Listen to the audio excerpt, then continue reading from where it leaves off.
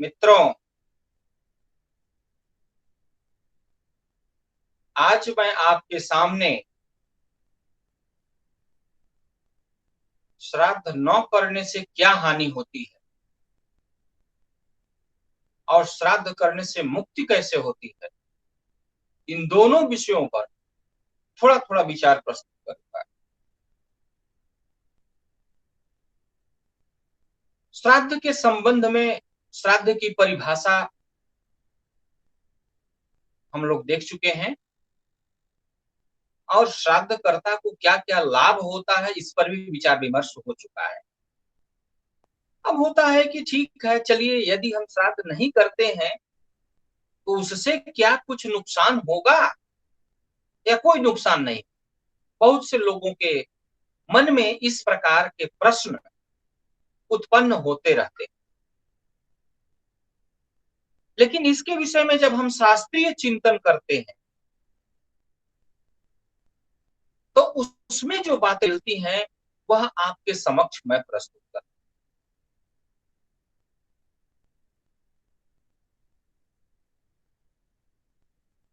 उसके संदर्भ में यह सर्वविदित है कि मृत व्यक्ति इस महायात्रा में अपना स्थूल शरीर भी लेकर नहीं जाता। कोई भी व्यक्ति सब कुछ यही छोड़ करके महाप्रयाण करता है, यह सर्वविदित। तो जब कोई महाप्रयाण करता है तो उसको रास्ते में जो पाथेय है, पाथेय का मतलब हम सभी जब यात्रा करते हैं तो रास्ते के लिए कुछ न कुछ ले लेते हैं। तो वह पाथेय उसको कैसे मिलेगा? जिस व्यक्ति ने अपना सब कुछ इसी संसार में छोड़ दिया और उस व्यक्ति ने सूक्ष्म शरीर से दूसरी यात्रा शुरू की, तो उस यात्रा का जो पाथेय है वह उसको कैसे मिलेगा? वह पाथेय निश्चित है कि हम जो यहां से देंगे वो श्राद्ध की रीति से उन्हें प्राप्त होता रहेगा। उस समय उसके सगे संबंधी श्राद्ध विधि से उसे जो कुछ भी देते हैं वह उसे मिलता है। यह शास्त्रीय वचन। शास्त्रों ने मरणोपरांत पिंडदान की व्यवस्था की। वो पिंडदान कहां से शुरू होता है? शव यात्रा से ही शुरू होता है। 6 पिंड दिए जाते हैं जिनसे भूमि के अधिष्ठात्री देवता प्रसन्न होते हैं।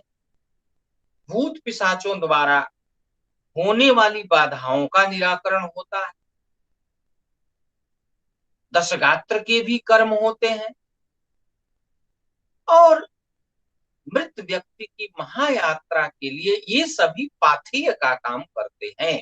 पाथेय का मतलब रास्ते में भोजन, अन्न, जल जो चाहिए उसको पाथेय कहते हैं। तो उसकी आवश्यकता की पूर्ति इसी के माध्यम से होती है। अब यदि यह किसी को न दिया जाए तो उसको कैसा लगेगा? उसको दुख होगा, स्वाभाविक सी बात। और उस दुख से जब वह दुखित होगा तो वह श्राप देगा।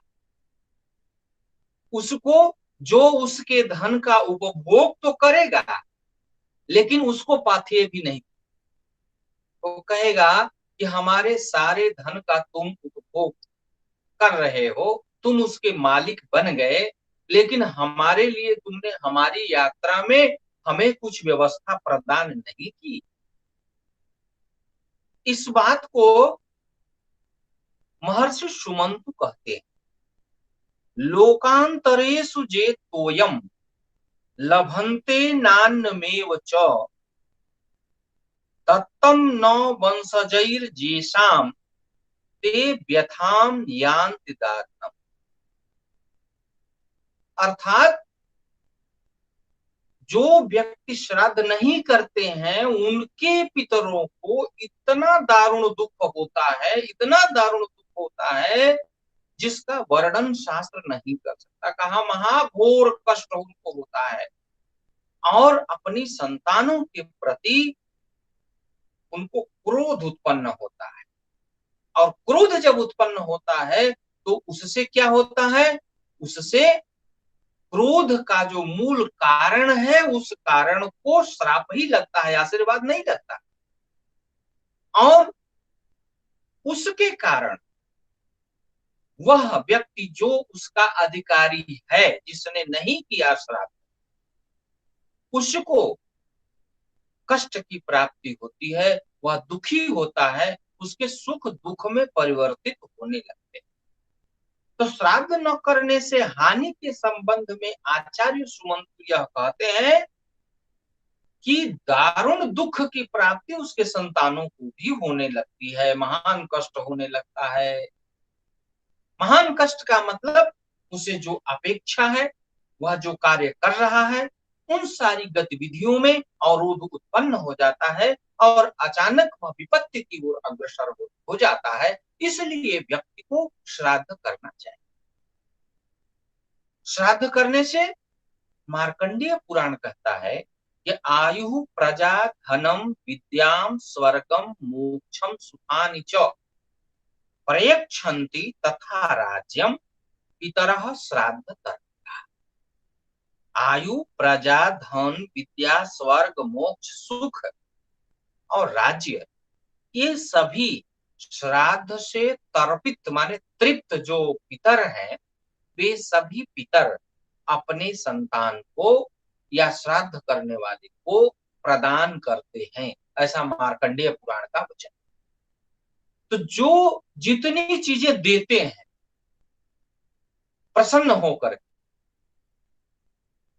वो अप्रसन्न होने पर उतनी चीजों की प्राप्ति में बाधा भी खड़ी कर सकते हैं, कठिनाई भी खड़ी कर सकते हैं। इसलिए पितरों की अप्रसन्नता श्राद्ध न करने से होती है और श्राद्ध नहीं करने से इतने सारे कष्ट व्यक्ति को प्राप्त होते हैं। एक दूसरा प्रमाण दे रहा हूं अत्रि संहिता का। अत्रि संहिता कहती है कि जो पुत्र, भ्राता, पौत्र अथवा दौहित्र, पौत्र कहते हैं पोता और दौहित्र कहते हैं दुहितायाः पुत्रः, कन्या के पुत्र को दौहित्र। ये पितृ कार्य में संलग्न रहते हैं जो लोग, वे निश्चय ही परम गति को प्राप्त।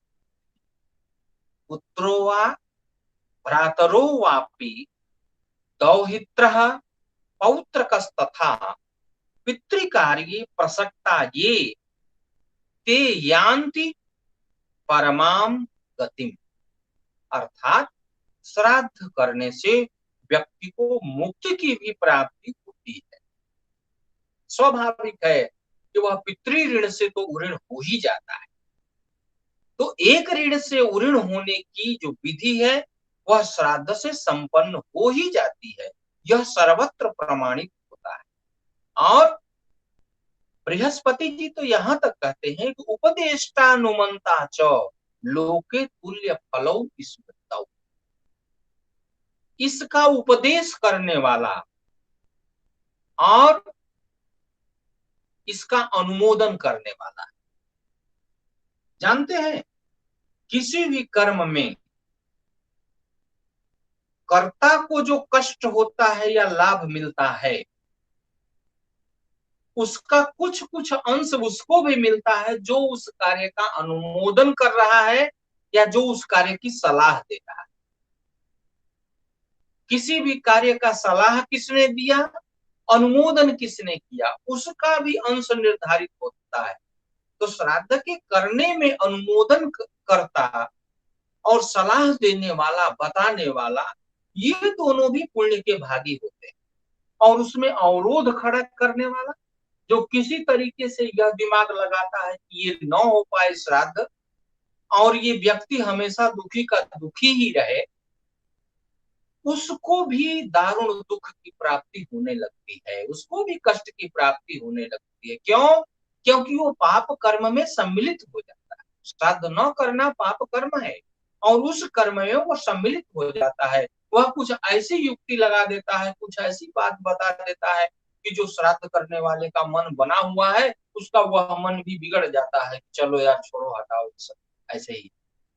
तो इस प्रकार से श्राद्ध के संदर्भ में जो ऋषियों महर्षियों के वचन हैं, उन वचनों को हमें प्रमाण मानना है, क्योंकि वेदा प्रमाणम, स्मृतयः प्रमाणम, धर्मार्थ युक्तम वचनम प्रमाणम, एतत्त्रयम् यत्र भवेत् प्रमाणम तद वाक्य युक्तम कुरु तत् प्रमाणम।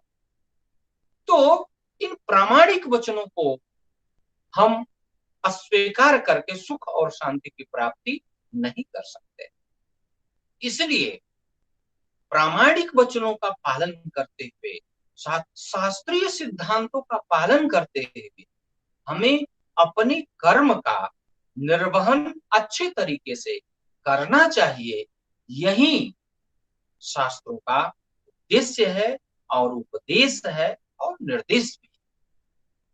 इसलिए इस संदर्भ में मैं इतना ही कहकर अपनी वाणी को विराम देता हूं।